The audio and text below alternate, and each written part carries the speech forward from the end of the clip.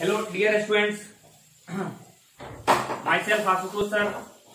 और ये मैं पढ़ाने जा रहा हूं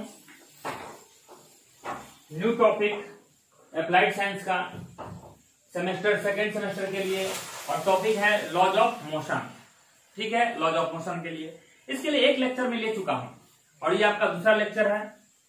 तो मैं थोड़ा रिकॉल करना चाह रहा हूं, दूसरा लेक्चर स्टार्ट करने से पहले रिकैपुलेशन करना चाह रहा हूं, रिकॉल करवाना चाह रहा हूं, रिव्यू करवाना चाह रहा हूं कि फर्स्ट लेक्चर में क्या क्या पढ़ रहे थे हम लोग। तो सबसे हमने फर्स्ट लेक्चर में पढ़े थे कि साइंस को दो भाग में डिवाइड किए थे, natural science and physical science. Natural science को दो भाग में डिवाइड किए थे आपको जूलॉजी एंड बॉटनी। फिर फिजिकल साइंस को दो भाग में डिवाइड किए थे, फिजिक्स एंड केमिस्ट्री। फिजिक्स को 8 भाग में डिवाइड किए थे, जिसमें मैकेनिक्स फर्स्ट टॉपिक था, मैकेनिक्स था आपका फर्स्ट टॉपिक था, अब फर्स्ट क्लासिफिकेशन में था। इसके बाद उसमें हीट था, लाइट था, थर्मोडायनेमिक्स था, इलेक्ट्रोस्टैटिक्स, बहुत सारा था आपका। तो फर्स्ट था आपका मैकेनिक्स था। फिर मैकेनिक्स को दो भाग में हमने बांटे थे, स्टैटिक्स एंड डायनेमिक्स बांटे थे।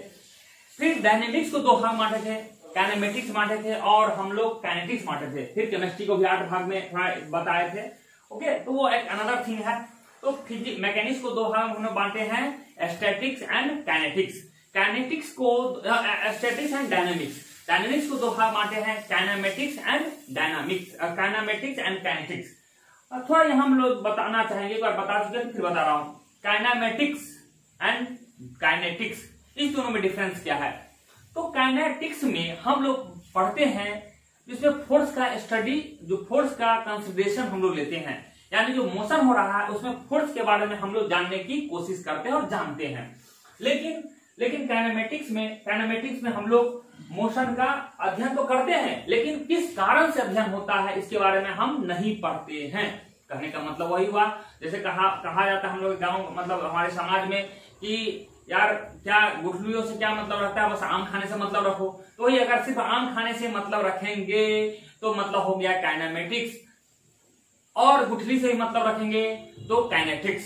ठीक है, तो ये हम लोग पढ़ रहे हैं गुठली, जो आम खाने से तो मतलब रखते हैं, गुठली से ही मतलब रखते हैं काइनेटिक्स, यानी फोर्स का मोशन तो हो रहा है लेकिन मोशन के कॉज का भी अध्ययन करते हैं, यानी किस कारण से मोशन हो रहा है उसके बारे में भी हम अध्ययन करते हैं। तो ऐसे ब्रांच में हमको पढ़ते हैं, उसको बोलते हैं काइनेटिक्स। तो उसमें हम लोग पढ़े थे लॉज ऑफ मोशन में कुछ, हम तो फर्स्ट लेक्चर में पढ़े थे। उसके बाद ये सब पढ़ने के बाद हम लोग कुछ सब बेसिक डेफिनेशंस पढ़े थे, जिसका इस्तेमाल इस चैप्टर में होता है। तो फर्स्ट चीज जो पढ़े थे सब बेसिक डेफिनेशन। सबसे पहले मास के बारे में पढ़े थे कि मास क्या होता है। किसी भी बॉडी में सब्सटेंसेस है जो उसमें निहित होता है। किसी भी बॉडी में कुछ सब्सटेंसेस जो निहित होता है उसको क्या बोलते हैं? उसको बोलते हैं मास बोलते हैं। ये एक स्केलर क्वांटिटी है, इसका ऐसा यूनिट किलोग्राम होता है। सीजीएस यूनिट क्या होता है आपका? डाइन सीजीएस यूनिट ग्राम होता है। ओके, तो ये सब पढ़े थे। फिर डायमेंशन भी बताए थे। दूसरा टर्म हमने पढ़े थे वेट पढ़े थे। वेट पढ़े थे। वेट के बारे में बताए थे कि स्केलर की वेक्टर है, एसआई, सीजीएस, एमकेएस यूनिट, सारा हम लोग चर्चा कर चुके हैं। नेक्स्ट हम लोग पढ़े थे फोर्स को पढ़े थे। फोर्स के बारे में पढ़े थे, फोर्स का डेफिनेशन पढ़े थे, फोर्स का SI unit, CGS, MKS unit पढ़े थे, डायमेंशंस लिखे थे, फोर्स का अफेक्ट पढ़े थे। ठीक है, और क्या क्या अफेक्ट कर सकते हैं सारा पढ़ चुके हैं। नेक्स्ट इसके बाद पढ़े थे इनर्शिया पढ़े थे। इनर्शिया क्या होता है उसका डेफिनेशन पढ़ते हैं। इनर्शिया के 3 टाइप होते थे, इनर्शिया ऑफ रेस्ट होता है, इनर्शिया ऑफ मोशन होता है, इनर्शिया आपका ऑफ डायरेक्शन होता है। ये चीज पढ़ चुके हैं। इसके बाद लॉज ऑफ इनर्शिया पढ़े थे, ये सब कंप्लीट कर चुके हैं। इसके बाद नेक्स्ट डेफिनेशन पढ़े थे, some basic definition. Next definition momentum पढ़े थे। तो मोमेंटम के बारे में पढ़े थे। तो मोमेंटम का डेफिनेशन पढ़े थे। मोमेंटम किसका ज्यादा होगा, किसका कम होगा, कैसे हम फील करेंगे कि मेरा मोमेंटम ज्यादा है, किसका मोमेंटम कम ज्यादा है, इस बारे में चर्चा किए थे। मोमेंटम का ऐसा unit CGS unit, MKS unit, सारे यूनिट बताए थे, स्केलर की वेक्टर है बताए थे, डायमेंशन बताए थे। इसके अलावा 3-4 ग्राफ बताए थे। P वर्सेस M बताए थे, P वर्सेस V बताए थे। फिर P भी कांस्टेंट रहेगा, उस समय कैसा ग्राफ होगा, 3 ग्राफ आपको बता चुके हैं। ओके, इसका ऐसा यूनिट न्यूटन सेकेंड होता है, ये भी हम बता चुके हैं, डायमेंशन बता चुके हैं। इसके बाद नेक्स्ट टर्म पढ़े थे हम लोग, पढ़े थे इंपल्स पढ़े थे। इंपल्स में हम लोग इंपल्स का डेफिनेशन दिए थे। इंपल्स क्या होता है, इसका प्रैक्टिकल एग्जांपल लेके आपको हमने समझाया था। इसका ऐसा यूनिट सीजीएस, एमकेएस बताए थे, इसका डायमेंशन बताए थे। इंपल्स और मोमेंटम का यूनिट क्या होता है, सेम होता है, न्यूटन सेकेंड होता है। ये आपका प्रीवियस एग्जाम में भी आपका पूछ चुका है, सेमेस्टर वाले एग्जाम में पूछ चुका है। तो ये आपको इंपल्स या इंपल्सिव फोर्स होता है। यहां तक हम पढ़ चुके हैं। इसका चलिए नेक्स्ट हेडिंग देते हैं हम लोग। नेक्स्ट में चलते हैं हम लोग laws, Newton's law of motion. तो हम लोग पढ़ रहे हैं न्यूटन्स लॉ ऑफ मोशन। तो आप जानते हैं कि न्यूटन साहब बहुत वो एक प्रिंसिया नामक बुक था, तो उसमें हम लोग रिसर्च किए थे। उसी बुक में लॉज ऑफ मोशन के बारे में चर्चा किए थे, लेकिन चूंकि उनका कंट्रीब्यूशन था इसलिए उनके नाम पे न्यूटन्स लॉ ऑफ मोशन, उनके रिस्पेक्ट में, रिगार्ड में न्यूटन्स लॉ ऑफ मोशन कहा गया। ठीक है, तो सबसे उन्होंने 3 लॉज ऑफ मोशन दिए थे। तो न्यूटन्स लॉ ऑफ मोशन है तो 3 लॉ दिए थे, first law, second law, third law, यानी 3 लॉ दिए हैं। तो पहला लॉ दिया तो फर्स्ट लॉ कहा गया, सेकंड लॉ दिया है थर्ड दिया गया, सेकंड लॉ कहा गया है, और थर्ड लॉ को बोला गया Newton's third law of motion. और ये बहुत ही इसका प्रैक्टिकल इस्तेमाल है, सारे का तो नहीं है बट आपका प्रैक्टिकल इंपोर्टेंस है, और इसको 1 बाय 1 हम समझाते हैं। तो पहले हम लिखेंगे, आपको हमको समझाने का तरीका होगा कि पहले जो स्टेटमेंट रहेगा वो क्या कहना चाहते थे वो हम लिखेंगे। इसके बाद ये क्या कहना, एक इनका स्टेटमेंट लिखेंगे। इसके बाद इसका एप्लीकेशन बताएंगे, सारा चीज का क्या है, ये क्या कहना चाहते हैं उसको एक्सप्लेन करेंगे, और इसके बाद कुछ प्रैक्टिकल एग्जाम्पल्स लेंगे, एग्जाम्पल के थ्रू मैं आपको समझाऊंगा। तो देखते हैं उनका फर्स्ट लॉ क्या कहता है कि एवरीबॉडी, जानते हैं एवरीबॉडी मतलब हर एक बॉडी है, everybody continues in its state of rest. मतलब दुनिया में जितने बॉडी है continues in its state of rest और of uniform motion in a straight line unless it is compelled by some external force to change that state. Compelled सबका मीनिंग समझाते, compelled means होता है लगना। तो कहना चाह रहा है इसमें, आप इस डेफिनेशन में बाबू तीन भाग है, तीनों भाग को 1 बाय 1 मैं समझा रहा हूं। इसमें 3 पार्ट से इस डेफिनेशन में, देखने से नहीं लग रहा है बट मैं समझाऊंगा, आपको समझ में आ जाएगा। इस डेफिनेशन में 3 पार्ट्स है, और फर्स्ट लोग क्या कहना चाहता है मैं वो भी बता दूं। तो फर्स्ट पार्ट ये कहता है कि everybody continue in its state of rest. मतलब दुनिया में जो भी वस्तु है वो रेस्ट में है वो रेस्ट में ही रहना चाहता है, या लिखा हुआ continues in its state of rest. मतलब जो वस्तु रेस्ट में है वो रेस्ट में ही रहना चाहता है। कब तक रहना चाहेगा? जब तक कि अनलेस जब तक it is compelled by some external force to change that state. जब तक कि उस पर कोई बाहरी बल नहीं लगाया जाएगा, कंपेल नहीं किया जाएगा, मतलब लगाएगा नहीं, एक्सटर्नल फोर्स जब तक नहीं लगाइएगा वो नहीं चेंज, अपना स्टेट चेंज, यानी रेस्ट से मोशन में नहीं जाएगा। मतलब रेस्ट में है तो रेस्ट में ही रहेगा। कब तक? जब तक कि वो आप उसको एक्सटर्नल कोई भी फोर्स एक्ट नहीं कर रहे हैं। तो ये इसका फर्स्ट हो गया, इसका फर्स्ट पार्ट है ये इट्स स्टेट्स ऑफ रेस्ट, इसका फर्स्ट पार्ट है। ओके, नेक्स्ट पार्ट है इसका, नेक्स्ट पार्ट ये कह रहा है कि और ऑफ, ये सेकेंड पार्ट है, और of uniform motion in a straight line.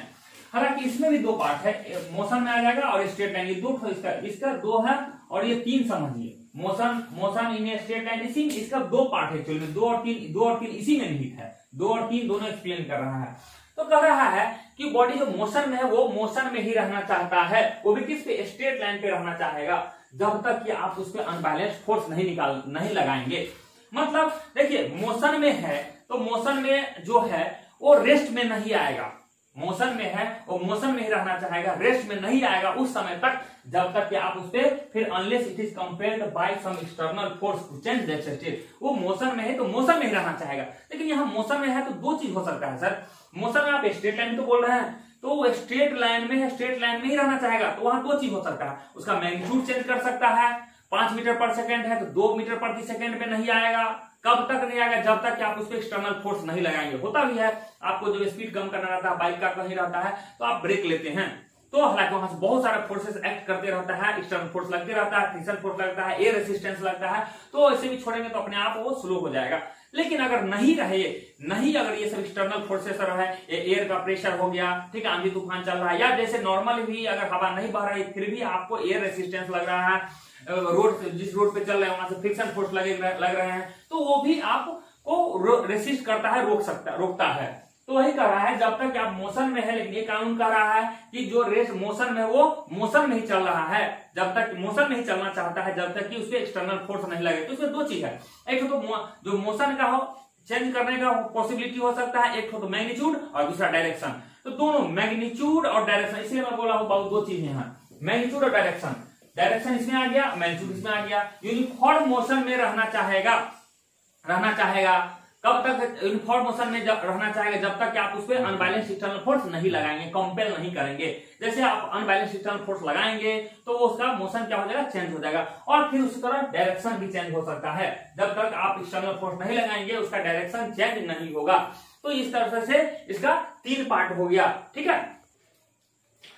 देखिए इसके बाद हम लोग न्यूटन्स लॉ का, हम लोग फर्स्ट लॉ का स्टेटमेंट पढ़ चुके हैं। इसका कुछ एग्जांपल्स करने जा रहे हैं, फिर रिकॉल कर लेते हैं। क्या हम लोग बोले हैं कि जो वस्तु रेस्ट में है वो रेस्ट में ही रहना चाहता है, जो मोशन में है मोशन में रहना चाहता है, उसका ना मैग्नीट्यूड चेंज होना चाहेगा, नहीं डायरेक्शन चेंज करना चाहेगा।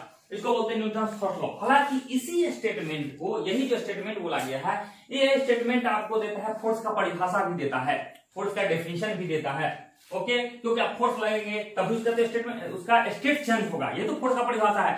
फोर्स का परिभाषा क्या है?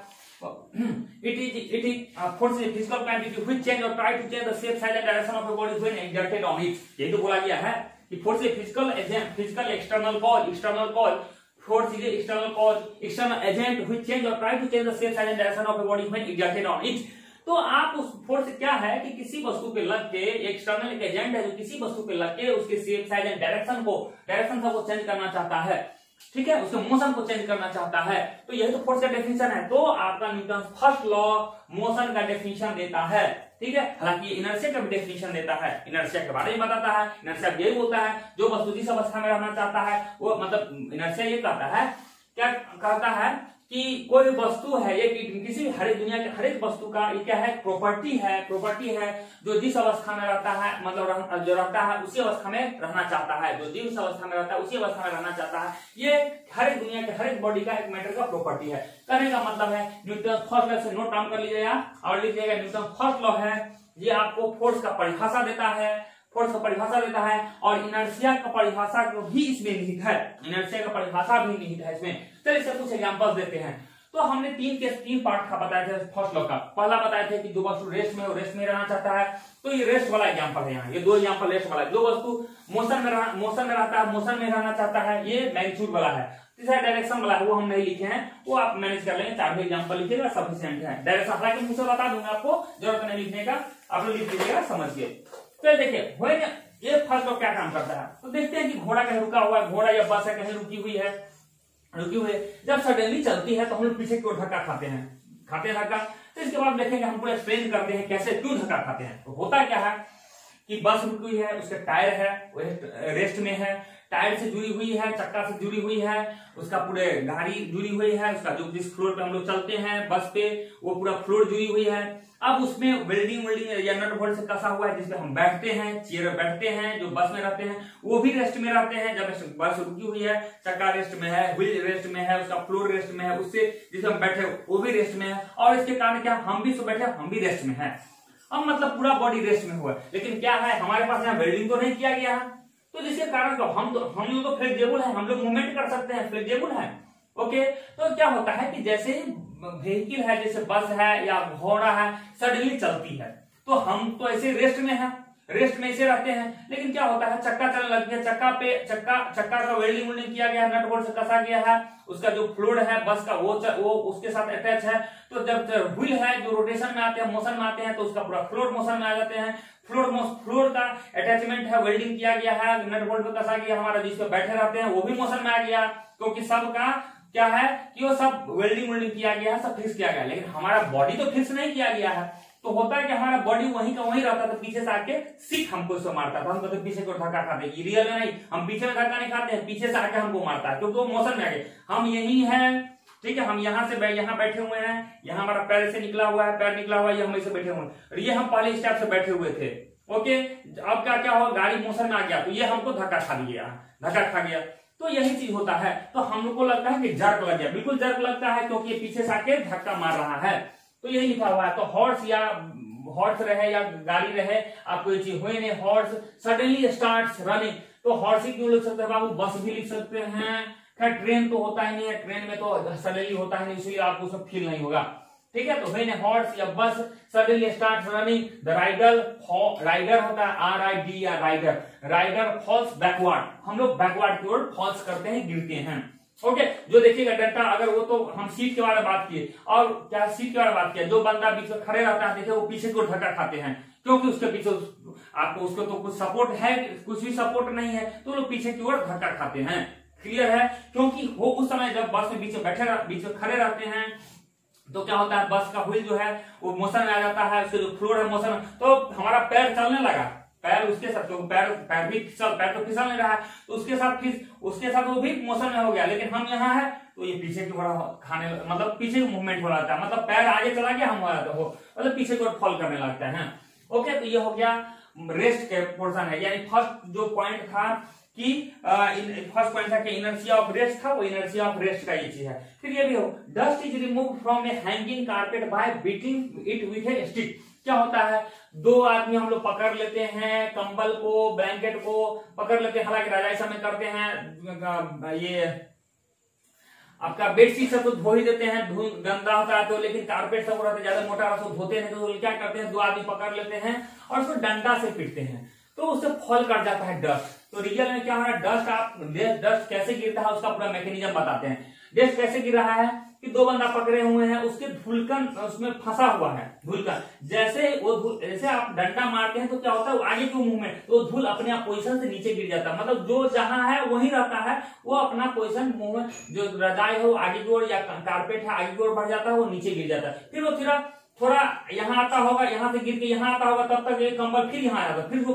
कैच कर लेता होगा, फिर दूसरी बार कर लेता और वो नीचे जा रहा, फिर आके कैच कर लेता, और फाइनली धीरे धीरे इस तरह से नीचे गिरते जाता है, मतलब ये कंबल इधर गया और जब तक वो गिरेगा तब तक वो बैक होके आ जाता होगा। ठीक है, जैसे यहाँ गिर रहा है, कंबल गिर रहा है, यहाँ से सबसे टॉप लेवल से समझिए कि डस्ट पार्टिकल है वो गिरा, तब तक वो इधर से इधर आके गया, तो फिर कैच कर लिया, पकड़ लिया, फिर दोबारा बार मारे तो वहां से आ गया, फिर उसको कैच कर लिया, तो वो जितने दूर में उतना जाना आना ना, उसमें तो डिस्टेंस वो कवर कर रहा है नीचे, तो उस ड्यूरेशन में नीचे जाता है, उसी तरह से धीरे धीरे वो सडनली सारा फॉल कर जाता है। तो यही चीज है कि मतलब ये कंडीशन क्या है, inertia of rest. Inertia of rest क्यों कर रहा है, क्योंकि रेस्ट में रहते हुए फेनोमेना हो रहा है, इसलिए इनर्शिया ऑफ रेस्ट। ये इनर्शिया ऑफ मोशन। तो क्या होता है, जब व्हेन हॉर्स या बस कह सकते हैं, व्हेन हॉर्स या बस रनिंग फास्ट सडनली स्टॉप्स, जब ये मोशन करते रहता है तो आपका बॉडी मोशन में रहता है, और जब सडनली रोका जाता है आप आगे की ओर धक्का खा लेते हैं, बिकॉज क्योंकि ये पोर्शन जो भी नीचे वाला पोर्शन है ये सब तो मोशन में है, लेकिन आपका क्या हो गया, ये पोर्शन मोशन में रहता है, लेकिन सडनली जब रोका जाता है ये पोर्शन रेस्ट में आ जाता है, लेकिन पूरा बॉडी क्या है, तो फ्लेक्सिबल है, ये तो मोशन में ही रहता है, मोशन में ही रहना चाहता है, इसलिए आप आगे की ओर धक्का खा जाते हैं। तो हॉर्स से यह है, बस है, running fast suddenly stop, the rider is thrown forward, मतलब आप आगे की ओर फेंका जाते हैं। नेक्स्ट है a person getting out of a moving train और बस फॉल्स इन द फॉरवर्ड। सही बात है, जब आप रनिंग बस रहता है उसको आप जंप करते बाहर की रनिंग आउट करते हैं, बाहर निकल जाते हैं, तो आगे को धक्का खा लेते हैं, बिकॉज अभी मोशन में रहते हैं और सडनली आप रेस्ट में आ जाते हैं, क्योंकि जैसे आप मोशन में रहते हैं ट्रेन पे बस पे तो मोशन में रहते हैं, आपको मोशन मिला हुआ रहता है, लेकिन जैसे आप फ्लोर पे जाते हैं जंप करके वो रेस्ट में रहता है, इसलिए आपको सडनली आपको मूवमेंट रहता है, आपको बॉडी से मोशन में रहता है, तो मोशन में रहना चाहते हैं, लेकिन आपने पिछला पैर को रेस्ट में ला दिया, पूरा बॉडी मोशन में, इसलिए आप आगे को धक्का खा जाते हैं और गिर जाते हैं। ओके, तो ये हो गया इनर्शिया ऑफ रेस्ट से दो एग्जांपल होगा, इनर्शिया ऑफ मोशन से एग्जांपल होगा, दो एग्जांपल इनर्शिया ऑफ डायरेक्शन से बता देते हैं हम। इनर्शिया ऑफ डायरेक्शन में देखते होंगे कि आप ये लीजिए, एक स्ट्रिंग लीजिए, एक रस्सी लीजिए, उसमें एक पत्थर बांधिए, घुमाइएगा, तो देखिएगा एक फोर्स अंदर की ओर लगते रहता है, तो आपको हाफ टाइट करना पड़ेगा, हाफ टाइट रहेगा, और जितना टाइट से आप फील भी कर सकते हैं, हाफ का टाइट रहता है, आपको क्या होता रहता है, फोर्स लगाना पड़ता है, हालांकि जो फोर्स लगा रहे हैं वही टेंशन फोर्स है, और वो सेंट्रीपिटल अंदर के सेंटर की ओर है। इसके बाद क्या होता है, देखिएगा जिस ऐसे घूमते हुए आ रहा है, इस पॉइंट पर छोड़ेगा तो इधर की टेंजेंट की ओर जाएगा, और इस पॉइंट पे छोड़ेगा इधर टेंजेंट की ओर जाएगा, इस पॉइंट पे छोड़ेगा इधर टेंजेंट की ओर जाएगा, यहाँ छोड़िए यहाँ, मतलब जिस पॉइंट पे छोड़िएगा उसके स्पर्श रेखा होते हुए एंड टेंजेंट के होते हुए जाता है, तो ये है इनर्शिया ऑफ डायरेक्शन है, इनर्शिया ऑफ डायरेक्शन का एग्जांपल है।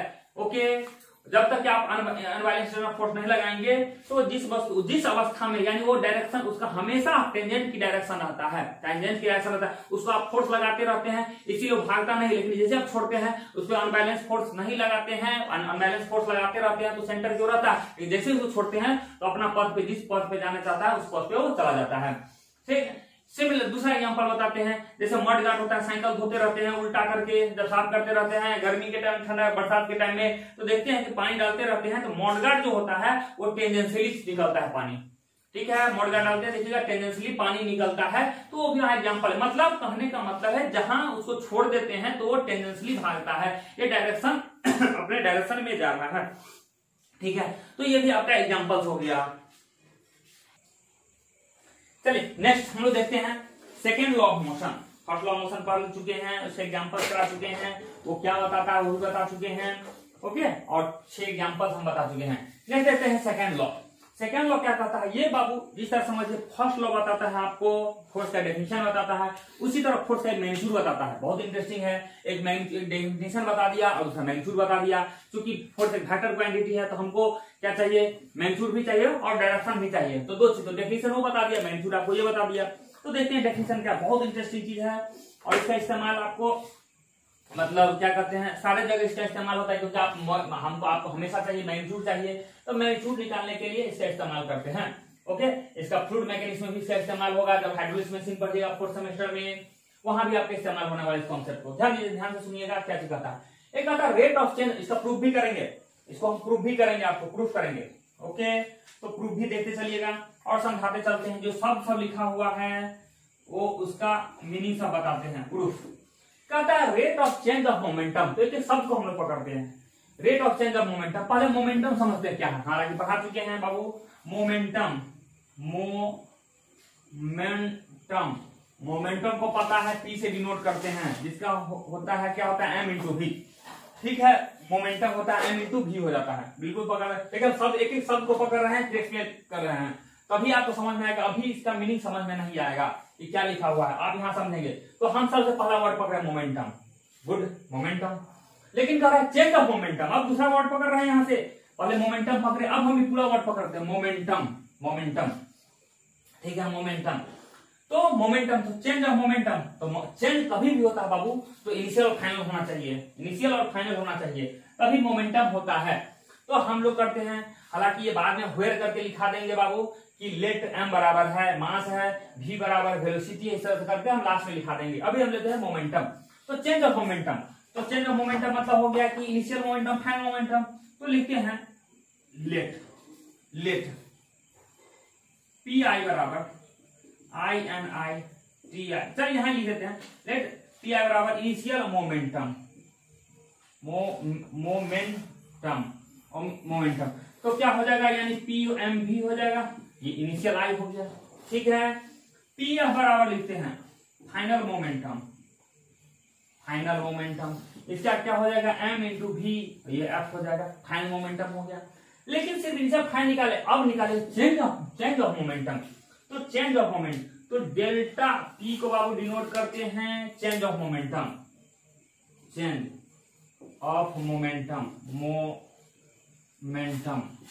कभी भी याद रखेगा लाइफ में बाबू, चेंज कभी भी होगा तो डेल्टा उसके लिए सिंबल देते हैं, बड़ा डिफरेंस होगा डेल्टा होगा तो हम लोग देंगे चेंज ऑफ मोमेंटम के लिए डेल्टा। मतलब मोमेंट ये तो कुछ भी रह सकता है, चेंज कभी भी होगा डेल्टा इस्तेमाल करें। और कभी भी चेंज लिखिएगा तो हमेशा लिखिएगा final minus initial, minus initial लिखिएगा। तो यहां से क्या हो जाएगा, m v f minus m v i हो जाएगा, एम वी एफ हो जाएगा, एम वी आई हो जाएगा। हमको यहाँ जगह का प्रॉब्लम हो रहा है क्योंकि सेंटेंस भी हम नहीं हटा सकते हैं, थोड़ा समझिए। इस तरह से चेंज ऑफ मोमेंटम हो गया, यानी यहां तक इस शब्द को हम लिख लिए। मोमेंटम किसको बोलते हैं, इनिशियल मोमेंटम मान लिए, final momentum, change of momentum मान लिए। तो फाइनल मोमेंटम माइनस, हमेशा चेंज होता है तो फाइनल माइनस इनिशियल, फाइनल में से इनिशियल को माइनस कर दिए। उसके जगह पे हम लोग मास और वेलोसिटी के जो टर्म है वो लिख दिए। यानी यहां से हम लोग कर सकते हैं, लिख सकते हैं कि डेल्टा पी हो जाता है, क्या हो गया, मास हो जाएगा। और हम जानते हैं कि किसी भी बॉडी का मास, हम यहाँ मान के चलते हैं मास कांस्टेंट है, तो मास क्या हो जाएगा, एम हो जाएगा, वी एफ हो जाएगा और मास हो जाएगा वी आई हो जाएगा। तो इससे हम क्या कर सकते हैं, मास कॉमन ले सकते हैं, वी एफ लिख सकते हैं, माइनस वी आई लिख सकते हैं। लेकिन अब हम नेक्स्ट टर्म को पकड़ रहे हैं, यहाँ तक तो हम फाइनल पहुंचे। अब हम पकड़ते हैं तीसरा। तो देखिए 1 बाय 1 पकड़ रहे हैं, आपको सब समझ में आ जाएगा। पहला हमने मोमेंटम को पकड़ा है, दूसरा हमने पकड़ा है चेंज को पकड़ रहे हैं, अब तीसरा हम पकड़ रहे हैं रेट ऑफ चेंज। अब तीसरा चीज यहां तक पकड़ रहे हैं, इस शब्द को एक ही साथ करके, एक शब्द को पकड़ के, ये हो गया rate of change of momentum. तो इसको रेट, तो रेट कभी भी होता है तो विथ रिस्पेक्ट टू टाइम होता है, तो rate of change of momentum, rate of change of momentum यानी हो गया del P by del T, ठीक है। ये है रेट ऑफ चेंज, मतलब विथ रिस्पेक्ट टू टाइम कर देते हैं तो बाबू तब रेट आ जाता है। सिर्फ मोमेंटम लिखेंगे तो डेल्टा पी आ गया, चेंज ऑफ मोमेंटम लिख देगा, चेंज ऑफ मोमेंटम ही हो गया, तो क्या रेट, इसका मतलब ये हो गया डेल्टा टी हो गया, चेंज का मतलब ये हो गया डेल्टा हो गया, और मोमेंटम का मतलब ये हो गया, मतलब सारा शब्द इसमें आ गया है, तो ये हो गया। तो यही आपका कह रहा है rate of change of momentum, ये लिखा गया। तो इसके बदले में हम क्या लिख सकते हैं, इसको हम ये डेल्टा पी के जगह पे हम ये पुट कर सकते हैं, तो डेल्टा पी के जगह पे कर देंगे m v f minus v i, अब लिख सकते हैं डेल्टा टी लिख सकते हैं, क्लियर है। तो यहां से हम लोग ये कर सकते हैं, लिख सकते हैं एम, इसको क्या लिख सकते हैं delta we by delta T, और हम लोग पढ़े हैं मैकेनिक्स में फर्स्ट चैप्टर जो पढ़े थे, delta we by delta T क्या होता है, एक्सेलरेशन होता है, तो एक्सेलरेशन होता है, पढ़ चुके हैं। तो इसको लिख सकते हैं मास इनटू एक्सेलरेशन लिख सकते हैं। तो यानी हो गया, यहां से ये निकला ये rate of change of momentum,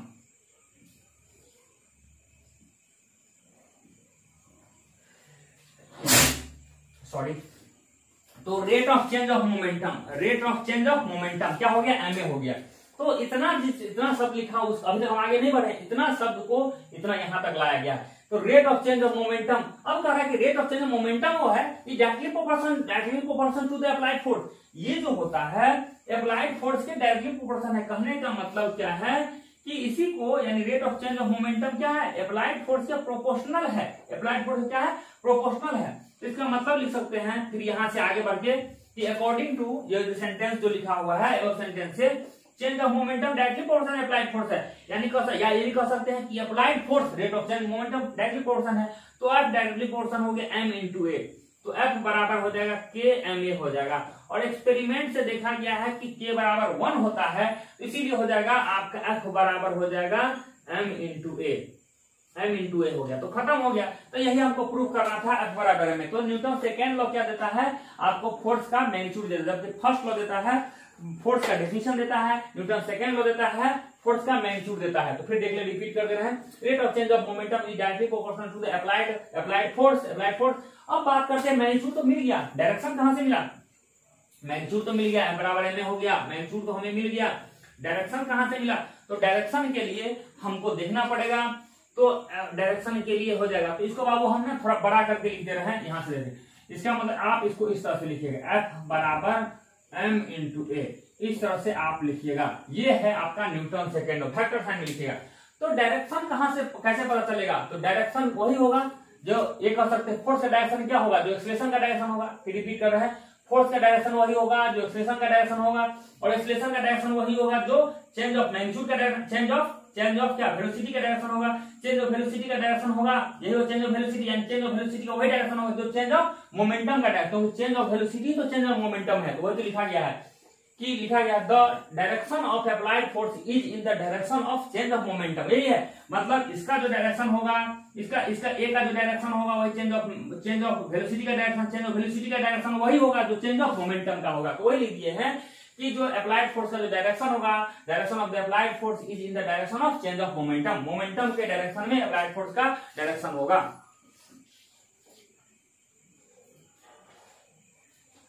चलिए अब हम लोग देखते हैं, हम लोग क्या देखे हैं कि न्यूटन सेकेंड लॉ क्या कहता है, न्यूटन सेकेंड लॉ हो गया एफ, बाबू यही लिखने का आप आदत लिखिएगा, या इसको मैग्नीट्यूड के टर्म में लिखेंगे और करके हम आपको दिखाएंगे एफ नेट बराबर एम इंटू ए नेट। बाबू ये इसलिए लिख रहे हैं, इसका इसी तरह आप लिखिएगा, आप आदत बना लीजिए, इसी तरह से लिखिएगा। इसको हम यूज करेंगे एफ वेक्टर के साइन में से लिखिए और मैग्नीट्यूड के टर्म में इस तरह लिखिए, एफ नेट बराबर एम इंटू ए नेट। क्यों लिख रहे हैं, इसका इस्तेमाल करेंगे, आपको समझ में आ जाएगा। ओके, तो यही हुआ न्यूटन सेकेंड लॉ।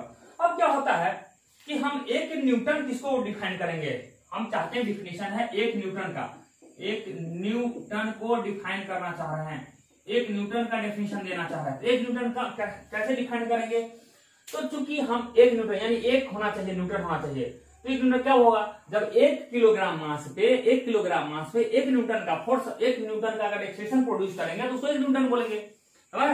तो 1 न्यूटन, ये 1 कब होगा, जब ये भी 1 हो, ये भी 1 हो। कहने का मतलब है कि 1 किलो मास पे 1 मीटर प्रति सेकंड का अगर एक्सेलेरेशन होता है तो इसको 1 न्यूटन हम लोग फोर्स कहेंगे। तो इसको डेफिनेशन लिख लीजिएगा, इसका डेफिनेशन लिखिएगा, ए न्यूटन या 1 न्यूटन, ए न्यूटन या 1 Newton may be defined as 1 Newton या a Newton may be defined as the force a Newton, a या 1 कह सकते हैं, 1 Newton may be defined as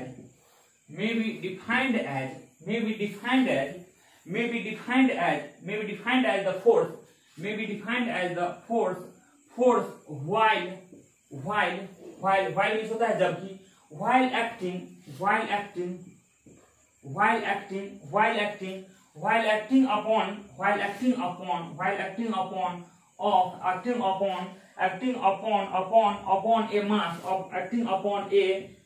upon a mass of 1 kg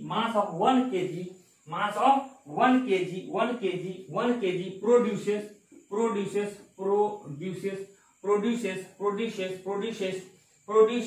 an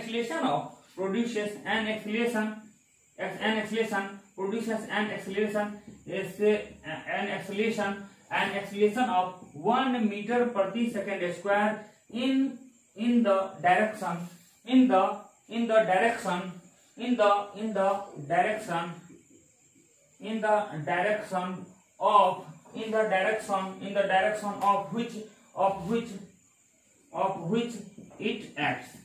the direction of which it acts, तो ये हो गया। कहने का मतलब है कि आपको अगर मास हो जाए, इसका एक्सप्लेनेशन हो गया, एक्सप्लेनेशन क्या हो गया कि इफ मास बराबर 1 लेंगे एंड एक्सेलरेशन बराबर 1 लेंगे तो फोर्स क्या हो जाएगा, 1 गुने 1 बराबर 1 न्यूटन हो जाएगा। क्लियर है, ये 1 मीटर स्क्वायर हो जाएगा और ये 1 किलोग्राम हो गया। कहने का मतलब है कि आपको 1 केजी हो गया और ये 1 मीटर प्रति सेकंड स्क्वायर हो गया। तो फोर्स उस समय आपको मतलब 1 केजी मास पे 1 केजी मास पे 1 न्यूटन प्रति सेकंड का अगर एक्सेलरेशन पैदा करते हैं तो उस समय जो फोर्स लग रहा होगा वो आपको 1 न्यूटन लग रहा होगा। चलिए हम लोग देखते हैं फिर सेकंड लॉ का थोड़ा और भी इलैबोरेट कर रहे हैं। तो यहां से F बराबर ma हमने देखा है, F बराबर ma।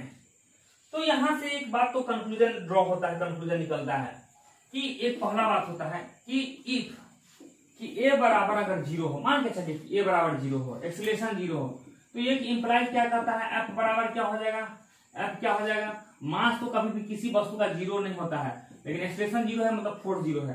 कहने का मतलब है कि इफ अगर a 0 हो गया, F a 0 है तो एक्सेलरेशन 0 होगा, मतलब a 0 है तो एक्सेलरेशन 0 होगा। तो ये कुछ लगता नहीं है कि ऐसा कि फर्स्ट नियम से ऐसा है, फर्स्ट नियम में ऐसा था, एक्सेलरेशन 0 कब होगा, एक्सेलरेशन 0 कब होता है, एक्सेलरेशन 0 होने के 2 केस है, या तो बॉडी रेस्ट में हो एक्सेलरेशन 0 कब हो जाएगा, या तो बॉडी क्या है आइदर आइदर वेलोसिटी क्या हो जाए 0 हो जाए, या वेलोसिटी क्या हो जाए कांस्टेंट से मोशन करते रहा हो, तो इसका भी डिफरेंशिएशन करेंगे एक्सेलरेशन तो वो भी 0 हो जाएगा, और ये dv बाय कांस्टेंट का भी डिफरेंशिएशन कर दे एक्सेलरेशन, ये भी 0 हो जाए, कांस्टेंट का डिफरेंस 0। इस केस में भी आपको फोर्स मिल रहा है 0 और इस केस में भी फोर्स मिल रहा है 0, क्योंकि एक्सेलरेशन 0 है। तो कहने का मतलब है कि अगर रेस्ट में है बॉडी फिर भी फोर्स 0 लग रहा है, और कांस्टेंट वेलोसिटी का मतलब क्या हो गया कि उसका मैग्नीट्यूड भी कांस्टेंट होगा। कांस्टेंट आप इस तरह से लिखते हैं, हमको आदत है, आप लोग देख लीजिएगा, डायरेक्शन भी कांस्टेंट है, मतलब नहीं तो डायरेक्शन चेंज हो रहा है और नहीं मैग्नीट्यूड चेंज हो रहा है, तो इसका मतलब उस बॉडी पे फोर्स क्या होगा 0 होगा। तो ये न्यूटन फर्स्ट लॉ का फीलिंग नहीं आ रहा है क्या, न्यूटन फर्स्ट लॉ भी तो यही बोलता था कि जो वस्तु जिस अवस्था में उसी अवस्था में रहना चाहता है, अगर रेस्ट में है जब तक उसको अनबैलेंस सिस्टम में फोर्स नहीं, जब रेस्ट में है बॉडी क्या है रेस्ट में है, बॉडी है आपका रेस्ट में है, तो रेस्ट में है 0 है तो उस समय देखिए फोर्स 0 लग रहा है, अनबैलेंस सिस्टम फोर्स है ही नहीं। अगर बॉडी कांस्टेंट यानी तो नहीं डायरेक्शन चेंज हो रहा है, मतलब नहीं तो उसका मैग्नीट्यूड चेंज हो रहा है और नहीं डायरेक्शन चेंज हो रहा है, तो उस समय भी इस पे फोर्स जीरो रहेगा, क्योंकि ये चेंज करना चाहते हैं तो फोर्स भी लगाना पड़ेगा। मतलब न्यूटन सेकेंड लॉ में ही फर्स्ट लॉ का भी फीलिंग आता है, यहां से ये पता चलता है। ठीक है, नेक्स्ट इसके बाद हम लोग देखते हैं कुछ इसका इलस्ट्रेशन सब, मतलब इसके कुछ एग्जांपल सब देखते हैं। तो इसके एग्जांपल्स क्या होता है कि जैसे कोई क्रिकेट प्लेयर है, जो कोई क्रिकेट प्लेयर है जब कोई बॉल को खींचता है तो क्या होता है, वो पीछे की ओर धक्का पीछे की ओर खींचता है।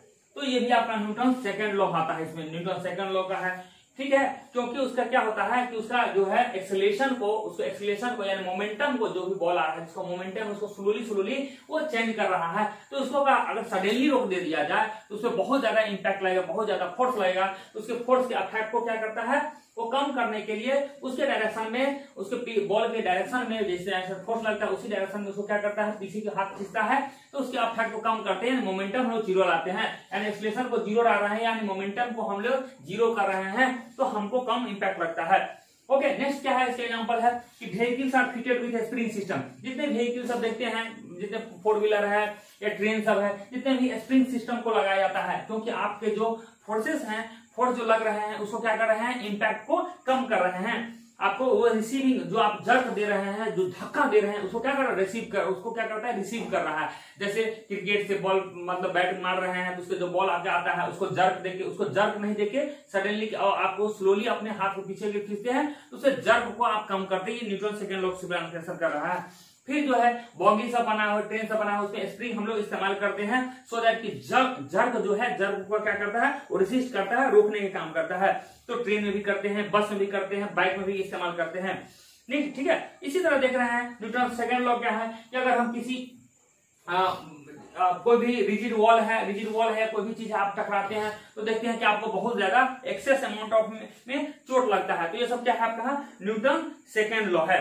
ठीक है, न्यूटन सेकंड लॉ का एक्सप्लेनेशन होता है। नेक्स्ट एक्सप्लेनेशन क्या है देखते हैं। को अगर आपके पास सेम वेलोसिटी से क्रिकेट बॉल आ रहा है और एक टेनिस बॉल आ रहा है, तो देखते हैं क्रिकेट बॉल में ज्यादा हर्ट करता है, ज्यादा चोट लगता है, लेकिन टेनिस बॉल में आपको कम चोट लगता है, फिर हर्ट कम होते हैं। बिकॉज क्यों होते हैं, क्योंकि इसका मोमेंटम कम है। मोमेंटम क्यों है कम है कि टेनिस बॉल का होता है, टेनिस बॉल जो होता है, टेबल टेनिस भी होता है, लॉन टेनिस, दो टाइप का टेनिस होता है। टेबल पे खेलते हो टेबल टेनिस होता है, लॉन टेनिस होता है। तो जो होता है टेबल टेनिस का मास कम होता है, इसका मोमेंटम कम होता है, तो आपको कम हर्ट करता है। इस तरह से हम लोग एग्जाम्पल नेक्स्ट एग्जांपल लेते हैं। देखते हैं जब रनिंग करते हैं तो जंप करने से हाई जंप में ज्यादा होता है, लॉन्ग जंप में ज्यादा होता है, हाई जंप में तो कम होता है। क्योंकि जब लॉन्ग जंप करना चाह रहे हैं तो हम लोग रनिंग करते हैं, रनिंग करके दूर से आते हैं सो दैट हमको मोमेंटम मिले और हम लोग क्या कर सकते हैं, जंप कर सकते हैं। तो ये न्यूटन सेकंड लॉ का एग्जांपल इस तरह से। ओके, न्यूटन थर्ड लॉ देखिए, थर्ड लॉ क्या कहता है। Third law correct to every action there equal and opposite reaction कह रहा है। हालांकि ये सेंटेंस एग्जैक्ट बढ़िया नहीं है, आपका एससी वर्मा का बुक है उसमें बहुत परफेक्ट डेफिनेशन दिया है, ये इसमें कुछ ना कुछ त्रुटि है, बट ठीक है, आपके काम चला ऐसा नहीं क्योंकि आप नंबर को काटने जा रहा है, कुछ है ठीक है। इस तरह से to every action there is equal and opposite reaction कहने का मतलब है कि आप जितना, जैसे ये कोई बॉडी है, ये बॉडी है, इसका नाम ए एम है, ये ए है, और ये बॉडी है इसका नाम बी है। ये वेलोसिटी से जा रहा है, ये रुका हुआ है, ठीक है, रेस्ट में है, वेलोसिटी जीरो है, इसे जाके टकराएगा तो ए बी से टकराएगा तो क्या होगा, इस पे कोई फोर्स लगेगा इस तरह से। मतलब क्या होगा, ये है आपका टकराने से पहले। अब जब टकराएगा तो क्या हो जाएगा, टकराएगा तो इस तरह से डायग्राम बनेगा। तो ये ए है, ये बी है। अब कौन किस पे क्या फोर्स लगाएगा, ठीक है, ये टकराएगा, ये वेलोसिटी जीरो है, ये मोशन में। तो जब टकराएगा, ये चीज है टकरा रहा है, तो ये बॉडी इस पे फोर्स लगाएगा, इस पे फोर्स लगाएगा क्या, एफ बी ए। मतलब एफ जो है ये बी पे लगा रहा है ए के द्वारा, ये है किस पे लगा रहा है, किसके द्वारा। और ये क्या होगा, ऐसा नहीं कि छोड़ देगा तो हम पे लगा भाई तुमको भी लगाएंगे, तो एफ ए बी ये होगा, डिनोट करेंगे। यानी ये इसका मतलब हो रहा है कि forces act on B by A, और ये होगा forces act on A by B. मतलब यही है to every action there equal, मतलब जितना फोर्स आप उतना लगा रहे हो उतना ही फोर्स ये लगा रहा है। इसका मतलब इसको मैथ में, इसको फैक्टोरियल चीज में कैसे लिख सकते हैं कि एफ ए बी बराबर हो जाए माइनस एफ बी ए। ये चीज हो गया। कहने का मतलब है कि देखिए इसे माइनस लिख रहे हैं, पहली बात तो दोनों का मैग्नीट्यूड बराबर है, इक्वल एंड अपोजिट रिएक्शन। ये मैग्नीट्यूड अगर होगा दोनों का क्या होगा, मैग्नीट्यूड को इस तरह से रिप्रेजेंट करते हैं बाबू, मैग्नीट्यूड ये बता रहा है मैग्नीट्यूड, ठीक है, ये मैग्नीट्यूड बता रहा है, मैग्नीट्यूड का मतलब संख्या, ये 10 न्यूटन ये लगा रहा होगा, 10 न्यूटन, ये 10 न्यूटन है, समझिए 10 न्यूटन 15 न्यूटन है, ये न्यूटन मैग्नीट्यूड है, ओके, इसमें न्यूटन भी नहीं सिर्फ 10 है, ये समझ मैग्नीट्यूड है। ये क्या है, इसे वेक्टर का साइन देके है, ये वेक्टर का साइन देके है, ठीक है, तो इसमें क्या उसमें डायरेक्शन भी है, मैग्नीट्यूड भी है। तो ये कह रहा है, देखिए माइनस क्यों लगा है, क्योंकि इधर है तो इधर है, मतलब एक दूसरे अपोजिट डायरेक्शन में है, सेम डायरेक्शन में रहता तो दोनों प्लस लिखते हैं, लेकिन अपोजिट डायरेक्शन में है एक इसलिए तो माइनस लगा के करना पड़ेगा। तो यही है Newton's third law, to every action there is equal and opposite reaction, to every action there is equal, equal है, देखते हैं दोनों का मैग्नीट्यूड क्या है, इक्वल है, and opposite reaction, opposite direction में, अपोजिट रिएक्शन या अपोजिट डायरेक्शन जो भी है लिख सकते हैं, ठीक है, अपोजिट रिएक्शन या डायरेक्शन, अपोजिट रिएक्शन या डायरेक्शन, ओके। तो ये इस तरह से आपका हो गया।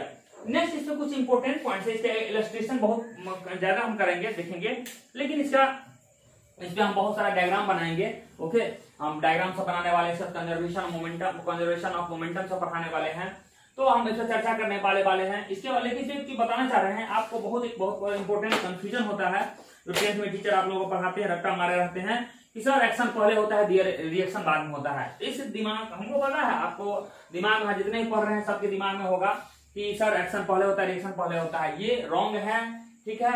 एक्शन और रिएक्शन क्या होता है, साइमल्टेनियसली लगता है, एक्शन और रिएक्शन क्या होता है, टेक्स प्लेस, एक्शन नोट करके लिख लीजिएगा, action and reaction takes place simultaneously, मतलब एक ही साथ होता है, ना तो कोई एक्शन है ना कोई रिएक्शन है, जिसको मान सकते हैं एक्शन है, जिसको मान सकते हैं रिएक्शन है, इसमें कोई कुछ नहीं।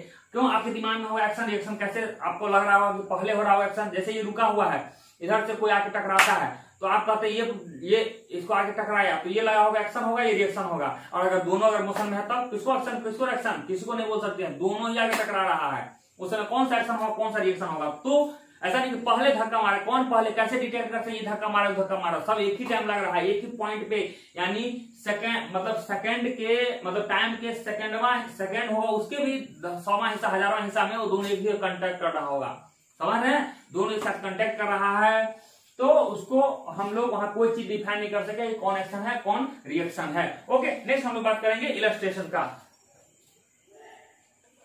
चलिए अब न्यूटन थर्ड लॉ का हम लोग कुछ इलस्ट्रेशन लेते हैं। इलस्ट्रेशन का मतलब होता है एग्जांपल्स होता है, एग्जांपल क्या क्या एग्जांपल हो सकता है न्यूटन थर्ड लॉ। आप देखिए आपके आस पड़ोस में कहा न्यूटन थर्ड लॉ जो लगता है, तो हम लोग देख सकते हैं कि फर्स्ट एक एग्जांपल लेते हैं, कोई भी बुक है, पहला एग्जांपल लेते हैं, कोई भी बुक जो है, यहाँ ये है बाबू, ये रफ सरफेस है या टेबल है, मान के चलिए टेबल है, ठीक है, टेबल है आपका, इस तरह से है टेबल है, इसमें यहाँ कोई बुक रखा हुआ है, क्लियर है, कोई बुक रखा हुआ है, इस तरह से कोई बुक रखा हुआ है, इस तरह से, तो इसके न्यूटन थर्ड लॉ, इसके मास के कारण, धरती माता के कारण, धरती माता अपने जो भी है वस्तु है, कोई वस्तु है अपने धरती माता अपने सेंटर की ओर वो खींचती है, ठीक है, हाँ, तो ये है धरती माता कोई भी वस्तु को अपने केंद्र की ओर किसी भी वस्तु को आकर्षित करती है, तो ये धरती माता के द्वारा फोर्स लग रहा है, लेकिन जो फोर्स लगा है इसको गिर जाना चाहिए, तो गिरता नहीं है, बिकॉज इसी के सेंटर से होके रिएक्शन ऊपर की ओर लग रहा है, और ये रिएक्शन,